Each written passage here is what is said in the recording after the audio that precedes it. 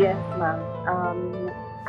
The lawyers presented me with options, and I asked them if I needed to go to the NBI for the subpoena, and then they said that I have options not to go. I can send a letter, I can send a position paper, I can send an affidavit. And so we decided that a letter will be sent to the NBI.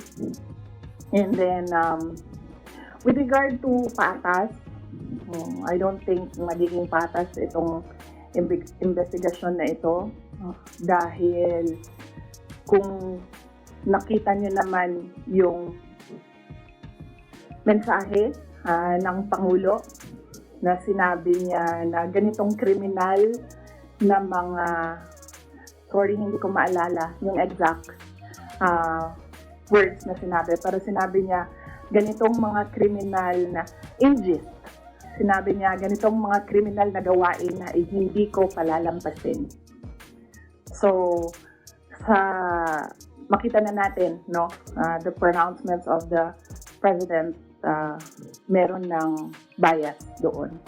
And kung nakita niyo rin yung interview ng isang USEC ng Department of Justice, sinabi niya, a threat is a threat. Well, if you're a lawyer, you would argue na no, there are several kinds of threats. But nakita nyo na doon pa lang sinabi na niya kung ano yung position niya. At as a USEC of DOJ, we expect that that is the position of the Department of Justice. So kahit pa man pumunta ako doon, hindi ako pumunta doon, we believe, and I believe, that we, meaning the lawyers and I, believe that cases will be filed. So kahit pang sabihin nila na merong investigasyon, sa simula pa lang, nagdesisyon na sila na mag-file sila ng cases. So, clarification lang, nabanggit niyo po, nagpadala kayo ng letter. Aside from that, magbibigay po ba tayo ng affidavit or statement po? Hindi na. Tinanong ko sa lawyer kung idadagdag ko pa ba yung affidavit ko. Sabi niya, hindi na daw kasi nilagay ko naman na doon sa letter, kung ano yung sasabihin ko sa affidavit. Thank you. Good afternoon, ma'am. You have mentioned that there are already biases on how the government or the DOJ treats your case. So what would be the worst case scenario na nakikita sa inyo na maaaring nangyari? Okay. Ang worst case scenario, thank you, Ma'am Sel. Ang worst case scenario na nakikita namin is removal from office, impeachment, and then patong-patong na mga kaso, multiple cases to be filed, which the lawyers already told me to expect as well.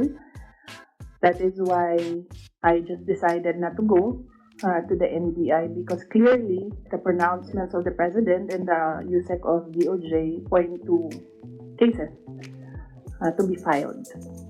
So meron, following the big before that, it could be like violation in sa anti-terrorism law and which are non-legal offenses. So, could that be part of the worst case scenario na hindi kayo i-arrest for the case and no bail? Yes, that could be as well. That is a possibility, ma'am, for cases that are without bail. And as I said, when I read the subpoena, I read there it was for grave threats na hindi naman grave threats yung ginawa ko under the revised penal code, and it was for anti-terror law. So napaisip ako, bakit anti-terror law ang iniimbestigahan nila? And then it's not the first time that I've heard of the anti-terror law used against a person. So the first time I read about it, they used it against Congressman Arnie Teves. So I inquired about what happened in Negros. So I was told, yun nga, there was a red notice, there was a AMLAC, freezing of assets, money, there was, well, a warrant of arrest, yes. And very recently, I read again the law, and then I found there that there is a provision there, removal from office. So on that point, it's still kumbaga an avenue, I think, that they're pursuing to remove me from office. Good afternoon, ma'am. Yes, ma'am. You mentioned that there is a possibility of them coming to arrest you. Has your lawyer briefed you on what to expect in case they do come? And will you allow yourself to be arrested, or will you, because I have seen others who have, fled, will you want to face people, face the law enforcement who will arrest you, or will you also try to, not get arrested? No, I do not plan to leave the country, or I do not plan to hide if there will be a warrant of arrest. Mainly because my children are here. So if I am detained, I want to be able to still see my children. So I have no plans of doing that. I have no plans of leaving the country to hide. One of for this month, take a look po. Congressman Marcoleta offers himself book, the dollars in tutuloy yung impeachment case against you. Will you accept the offer? No, I think, well, first off, I'd like to thank Congressman Rodante Marcoleta for his offer to be my lawyer in the impeachment case. I appreciate it because he's a very good lawyer. He's a brilliant lawyer. In fact, he pointed out to me points during the committee hearing that I was, as a lawyer, I was not able to see. So that shows his astuteness in the law. But I feel that he will better serve the country if he remains as a member of the House of Representatives. That is what is important right now. We need good public servants, good leaders, good officials in government. And I assure everyone that we already have lawyers helping us. In fact, the moment that Franz Castro announced last year that they are planning to file an impeachment, we already talked to lawyers who will handle the impeachment case at the time. But now, cases pala, 3. So we just need more lawyers. And we already discussed this with the first team that we hired as lawyers.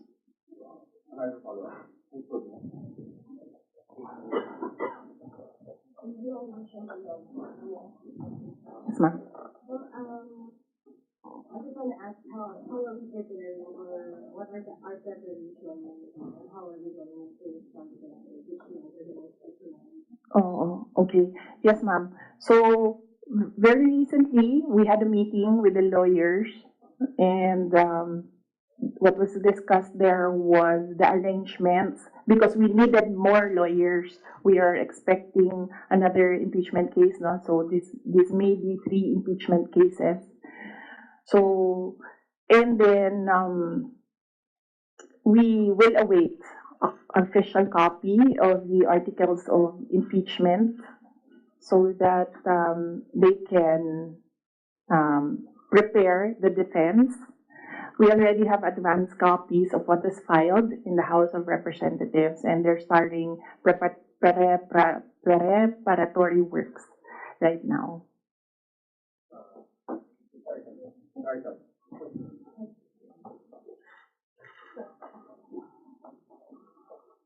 Ma'am, most of your allies, or former allies, have changed positions or changed their sides. How do you feel right now? And if, for example, the impeachment comes through, are you confident with the numbers going from this? No, we're not confident with numbers, ma'am. Because impeachment is a legal process and a political activity. So we are confident with the legal aspect of the impeachment because um,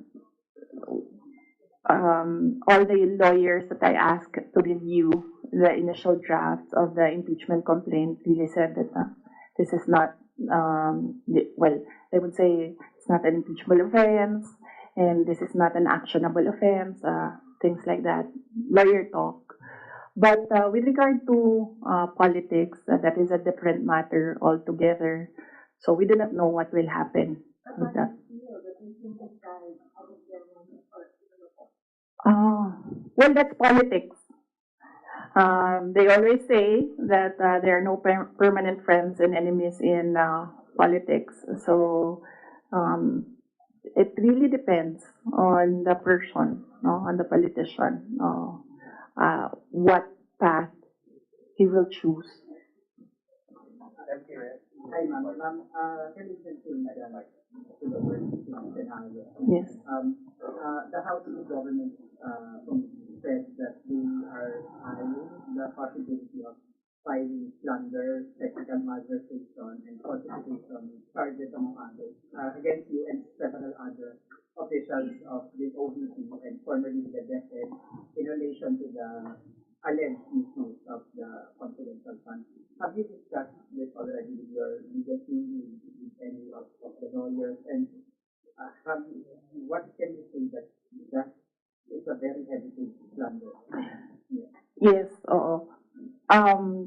We have an inventory of possible cases to be filed because right now it's only the 2 impeachment cases that are filed with the House of Representatives. All the other cases, we have a list, we have an inventory, and we have lawyers assigned for each case. Usually, cases that are similar, we assign it to one lawyer. And then other cases, we assigned it to other lawyers so that we ensure that all the cases have lawyers focused on each case. Follow-up. And top of dito po, from Boboran yung Philippines. Ma'am, na-consult niyo na ba yung family niyo about this? Dahil kanina nabanggit niya kung gusto mga lawyer about the family. PRRD, nakausap na po ba ninyo? And anong payo po ito? Hindi pa kami nagkausap ni dating Pangulong Rodrigo Duterte. I expect na magkikita kami as usual sa December 24 sa bahay ng mother ko. Likely, baka doon namin mapag-usapan yan kung man mapag-usapan namin dahil madalas kasi kapag nagkasama-sama yung pamilya, lalo na pag nandyan yung mga apo, ay yung mga apo yung pinag-uusapan ng pamilya. Nagsabi si Pangulong Duterte na magpapadala siya ng pera para sa pambayad daw ng mga abogado kasi alam niya na napakaraming mga abogado ngayon ang kinuha para sa iba't ibang mga kaso. Pero nagsabi na rin ako through my brother kasi yung kuya ko yung sinabihan niya. Nagsabi ako na huwag na lang siya magpadala ng pera dahil nakapaghanda naman na kami para sa impeachment case. Kasi yung sinabi niya impeachment case, sir. So sabi ko, nakapaghanda kami sa impeachment case. Kasi nga, last year, nag-announce na si Franz Castro ng impeachment. So the moment na sinabi yon and the moment na nakita namin na tuloy-tuloy yung attacks against me, ay naghanda na rin kami para sa mga abogado.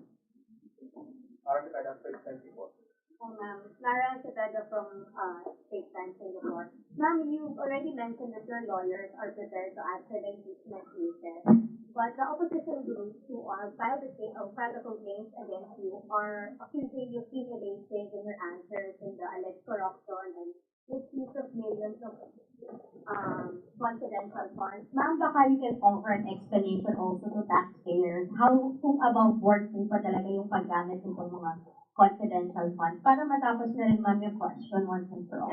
Yes, ma'am. I'm not being evasive. If you are referring to the to the budget hearing and the hearings in the House of Representatives, I'm not being evasive. I am not answering the questions because they have no authority to ask confidential questions. I am answering questions about the use of the money in the Commission on Audit. And there is no, you ask the Commission on Audit if there was anything at all that they can say or see that we are not cooperative with the audit. So it is wrong to say that I am evasive. I am definitely not answering questions about the use of the fund, about confidential funds, because it pertains to national security and the lives of the people involved in intelligence operations. And yes, as I said, we have fully cooperated with the audit process of the Commission on Audit, who has the sole jurisdiction to ask questions about the use of confidential funds.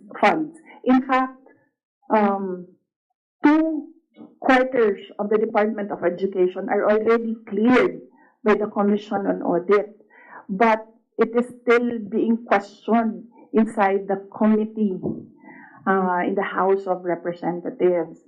So that is the reason why I am not answering questions from the House of Representatives. Plus the fact that, as I said, it is an attack. It is a political attack.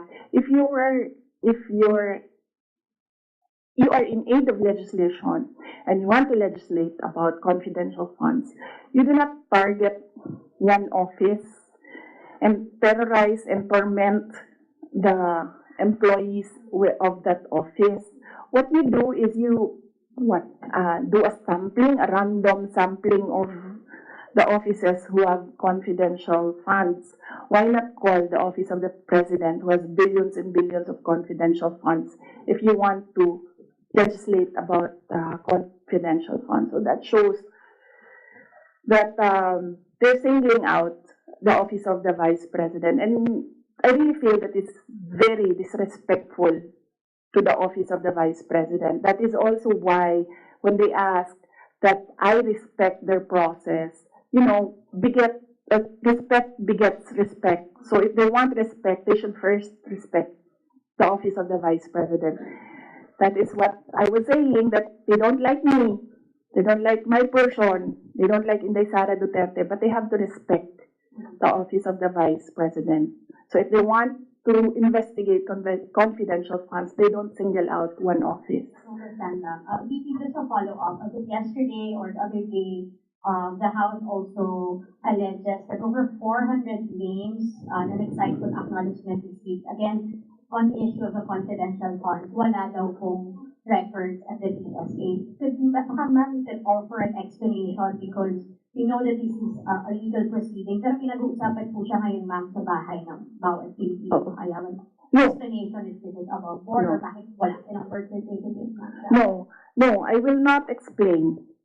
I will not give an explanation because it will entail that I explain intelligence operations, which will compromise officers who do intelligence operations.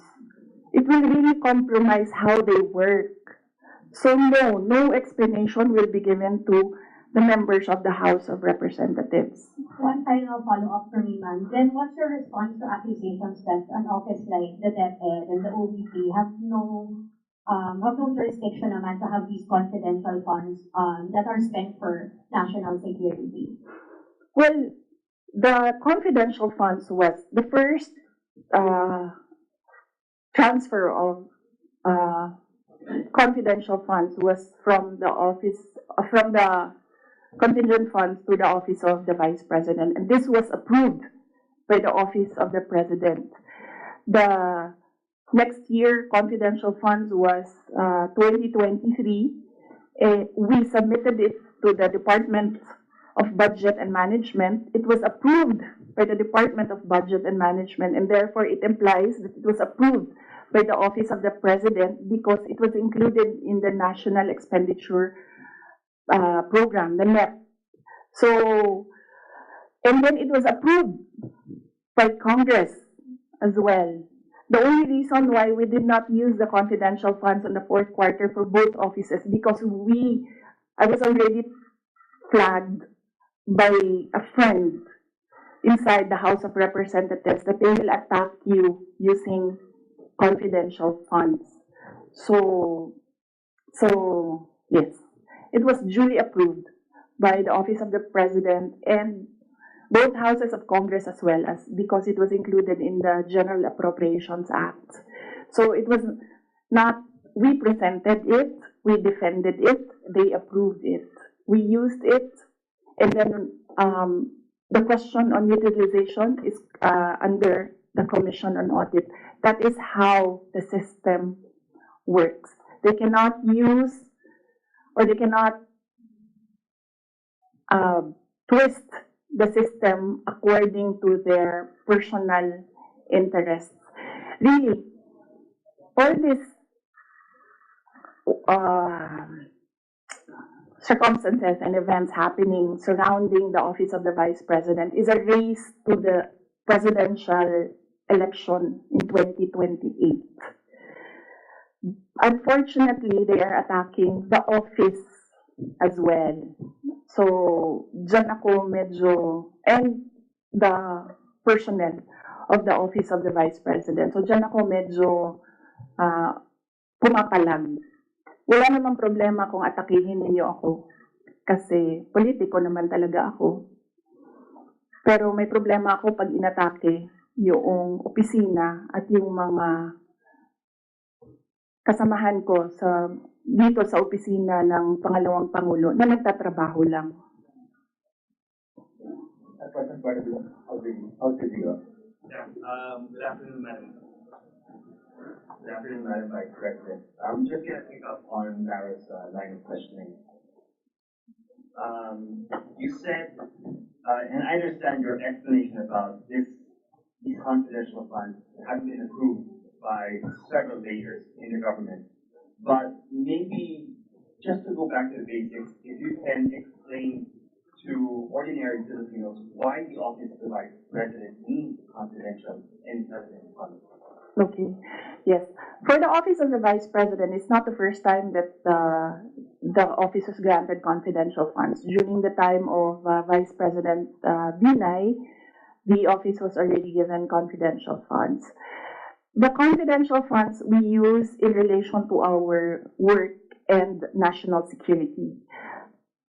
All the projects and the programs of the Office of the Vice President target poverty alleviation. There is a direct correlation between poverty and national security. So what we do is we want to target the areas where we put our projects so that we achieve peace and order, security. So we don't want to our projects put in areas where it is not needed for poverty alleviation. So we want to prioritize the areas. And the only way to do that is to use confidential funds to purchase information. So where are the target areas? We need that so that our projects will serve these areas. So that's why we needed the confidential funds. In the Department of Education, there is a correlation as well of the education and national security. In fact, that is one there is a correlation as well of education and national security. There are so many threats to education, not just insurgency, and threats to Department of Education personnel and students as well. And we wanted to target projects of the Department of Education as well in the most vulnerable areas and schools. That is why we needed confidential funds. It's all about national security. And the position of the Office of the Vice President and the Department of Education is that national security is a holistic concept. It's not just one, territorial defense, sovereignty. No, national security is about food security. It's about quality of education. It's about poverty alleviation and everything else that we need to do as a country to get us out of this poverty rut. You are in the NPFL camp, so couldn't have your offices work in the NPFL camp as well as other government agencies that actually have national security mandates? In the NDFL CAP, they are only about ano yung ng LCAP? And local armed conflict. And local, there, LCAP. So that is very specific to that local conflict and communism. So as I said, the projects and the programs of OVP target poverty alleviation, and there's so many factors affecting poverty, and there are so many threats to education, not just insurgency. But there are also other government agencies with national security mandates that you can work with, your office can work with. Yes, that is true, but we work far faster if we are allowed to purchase information and target our projects immediately on the certain school or certain barangay or certain municipality. We move faster if we can target our projects. Okay.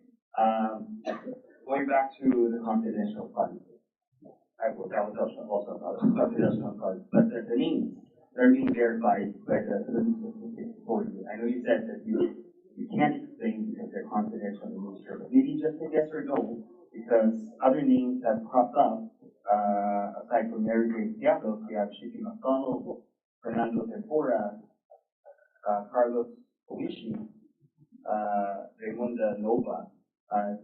These were mentioned in a column in the Philippine Star, and Joel Chua, Congressman Joel Chua was quoted. Are yes or no? Are these quoting? Nakalimutan ko yung sagot ko. Sandali. I cannot explain confidential funds because it will entail explaining intelligence operations. And there is a law that prohibits officials who gathered information because of their office to divulge it in public. So it's the Anti-Graft and Corrupt Practices Act. There is a specific provision of law. You cannot divulge confidential information that you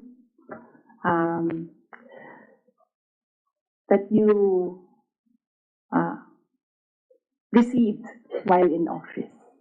So you won't even say no, that because that will add to cases that may be filed against me.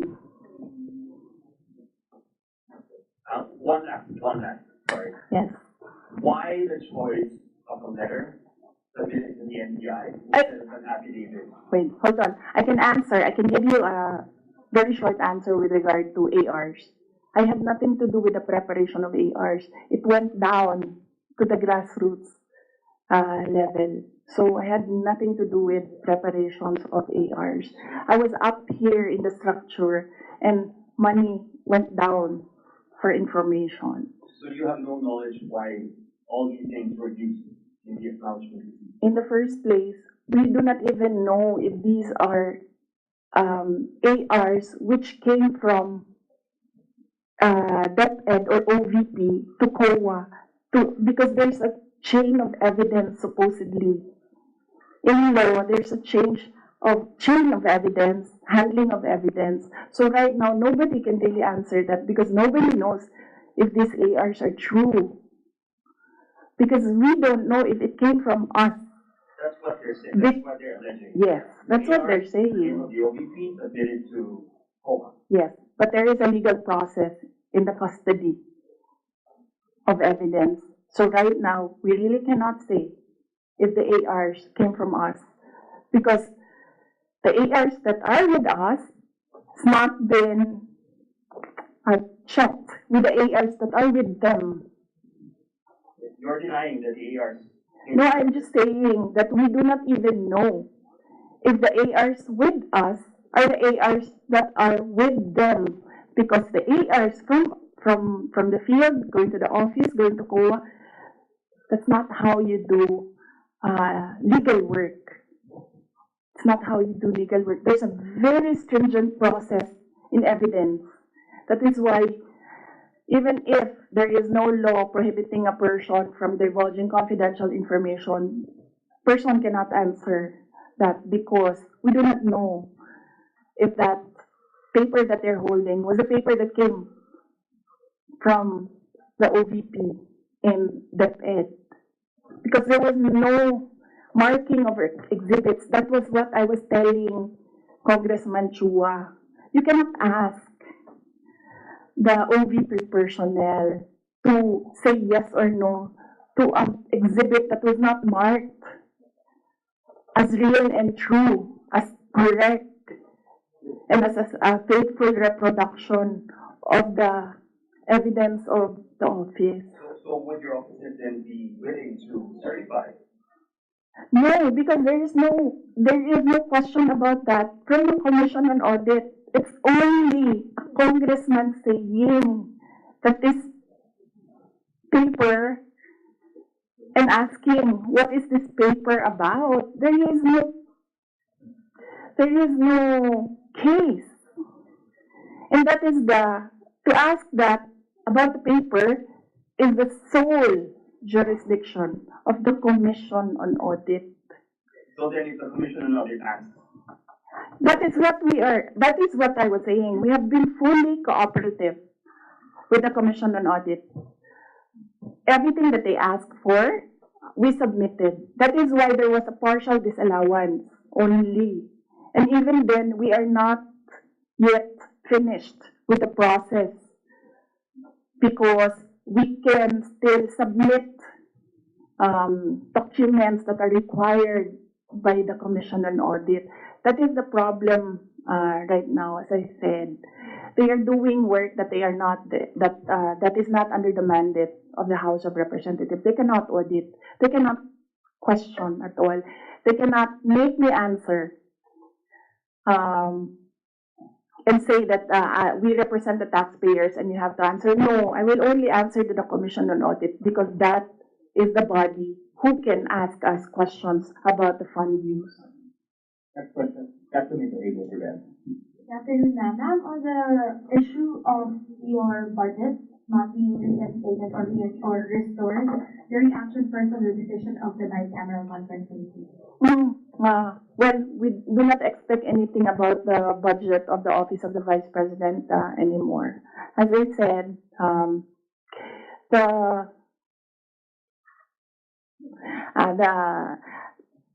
before I was saying that I am not the problem. I've been saying that I am not the problem. The problem of the Philippines is kahirapan, kagutuman, corruption, and all the other peace and order issues. But it is clear right now that they consider me as the problem already. So I will not help them solve the problem. Ma'am, a follow-up question. It's nearly January already. Your office will be filing a new budget request for 2026. How much do you intend to ask from Congress for 2026? We've not discussed that. We need to wait for the budget call because the budget call outlines the rules of your proposal for budget for your office. So we need to read the budget call before we can sit down and discuss a budget proposal for the Office of the Vice President. Ma'am, but top of mind, are you still considering to hike the 733 million, or will you be happy operating at the same extent as the 2026? I cannot answer that because there are rules. They usually put conditions in the budget call, and we really need to read the budget call to draft a proposed budget. That's the question.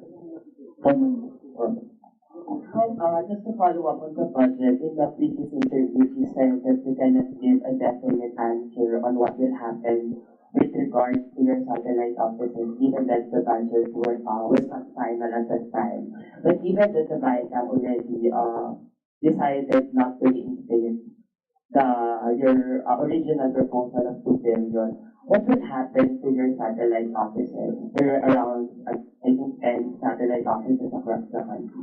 Yes. We have to see if we can continue with the projects that they are implementing. We need to see if the projects are still there, and then if they can still implement the projects. So that is something that we have to discuss with the execom of the Office of the Vice President. Nandun po ba yung possibility of shutdown? And then ano po yung nasabihan na po ba yung mga affected personnel dun in case na mas-shutdown nga sa mga satellite offices? Galing sa central office ng Office of the Vice President, wala kaming sinabi sa kanila. Pero since nababasa naman nila sa media yung nangyayari sa budget, I am sure that they are preparing themselves as well. Good afternoon, Christian. Ma'am, it was mentioned before na pull out yung security nyo at papalitan. Meron na po ba update dito? Saka sumunod po ba kayo sa year? Yes, wala pang update doon sa pull out and replacement. Nag-aantay kami sa Armed Forces of the Philippines kung kailan nila gagawin yon. Yes, nagpadala ako ng letter sa Chief of Staff ng Armed Forces of the Philippines. Meron lang akong mga nilatag doon na mga requests. Pinakauna doon is hindi na kami tatanggap, hindi na ako tatanggap ng replacements. So kung magtanggal sila, hindi na nila i-replace. Iwan na lang nila kung ano yung maiwan, and kung wala mang maiwan dahil tatanggalin nila lahat, I already said that I will seek security arrangements outside of the Armed Forces of the Philippines already. Mag-outsource ka na kayo. I mean, kasi normally naman, di ba, pag Vice President, may naka-designate from the AFP, from the PSP. So, dahil nga, yun nga, may pull out, and so, ang plano nyo para mag-outsource ka ng kayo? Yes, we are exploring private security services. Yes. So, my husband, ma'am. Huh? No, because there are professional security services. So that's not considered as a private army. And I do not know if these individuals are allowed to bring guns. So that makes them less of an army, ma'am, kung wala silang baril. Hindi ko alam yung sa professional security services. But that is one option that we are preparing for in case there is a pull out of the entire security detail from the Armed Forces of the Philippines. Initially, I asked my husband, and then he said that he'll make arrangements. Out of pocket, how much are you estimating for that? Well, wala pa kaming we have not requested for proposals yet from service providers. We have not requested a proposal yet. So, but I think only Filipino organizations or agencies are allowed that kind of service within the Philippines. I think, Mama. I do not know. But I know that they are Filipinos, yes. No, I don't. No, ma'am. No. But no, I do not feel secure. As I said, that there's always been bias because when we see, say for example, DOJ, iniimbestigahan nila yung press con, pero hindi nila iniimbestigahan kung bakit kami umabot doon sa press con na yon. Iniimbestigahan nila ang threat ko, no, pero they've not ever investigated threats against me, which are all documented, but we do not give them the information because we don't trust them at all. Ma'am, kasi sabi po nila mga congressman po, ma'am, kasi parang contrived lang daw yung threat ninyo. Parang it's just an imaginary threat. Like for example, si Atibre nagsabi na imaginary daw yung threat ninyo, unlike doon sa sinasabi na threat daw, yung in threat to the first family and future. What's your take on this po? Kasi parang dinidismiss po ng mga congressman na kayo po ay nasi-threat, nagkaroon ng threat sa buhay. Parang sinasabi nila, hindi naman, parang imaginary lang yung threat ni Vice President as opposed to sa sinabi niya doon sa press conference. What's your take on this? Yes, we have documents, sir. We have screen caps, we have photos, we have police blotters, we have everything on file. But I never talked about it before because I felt na it was part of my job as Vice President. You get that? Aba? So, and it does not affect my work. So, all the more that it was inconsequential for me at the time. But right now, seeing that they are picking out words that I said and making a case out of it and saying that these are threats.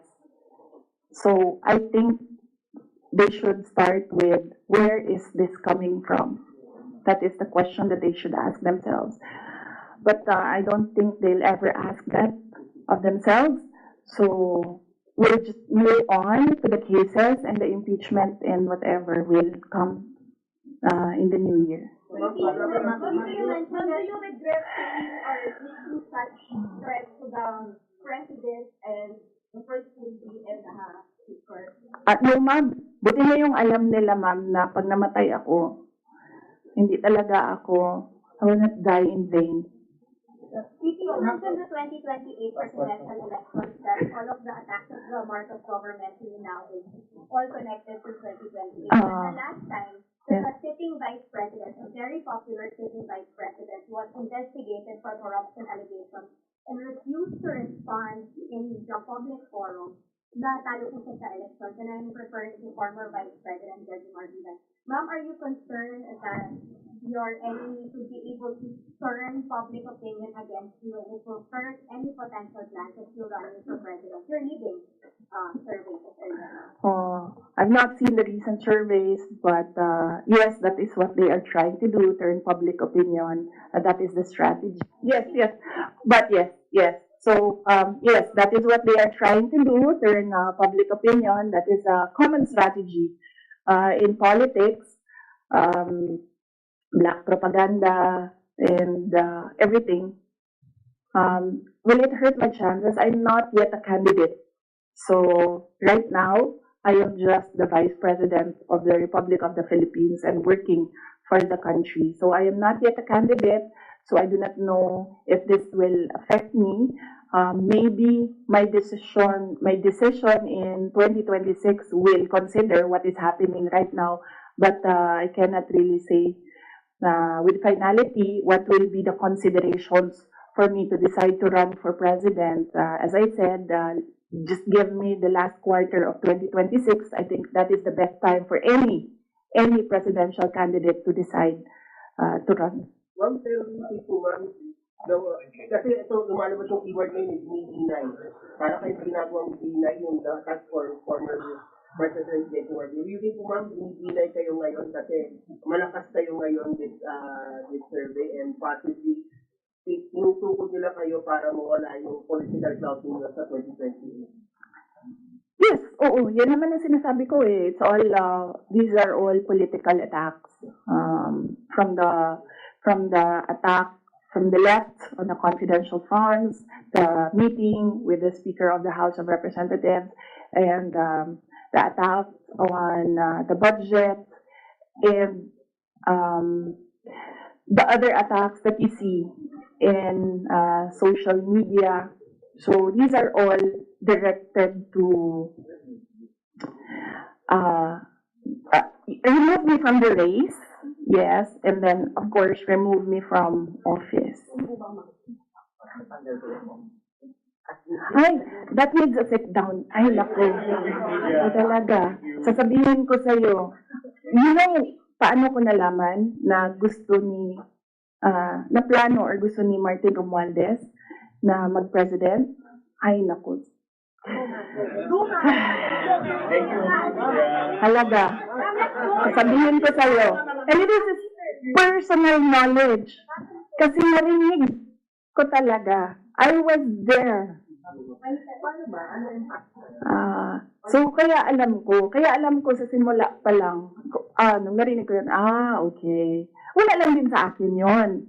Kasi lahat naman pwedeng tumakbong presidente. Diba? Ang hindi ko lang in-expect, yung gagamitin mo yung buong gobyerno para sirain yung isang tao. Yan din. Kailangan magdesisyon ng taong bayan. Gusto niyo ba ng Vice President Martin Romualdez? Yan ang tanong. Kasi, yan naman kasi talaga yung plano niya. And so, kailangan mag-decide ng taong bayan if you want somebody sitting there na hindi ninyo binoto. Are you determined to stay as Vice President? Are you determined to stay as Vice President? No, I'm at peace. I'm at peace with whatever happens to me. I've already accepted that whatever happens to me, that will be God's purpose for my life. So I am at peace staying and finishing my term because that is my contract with the Filipino people, and I am at peace going if I will be removed from office.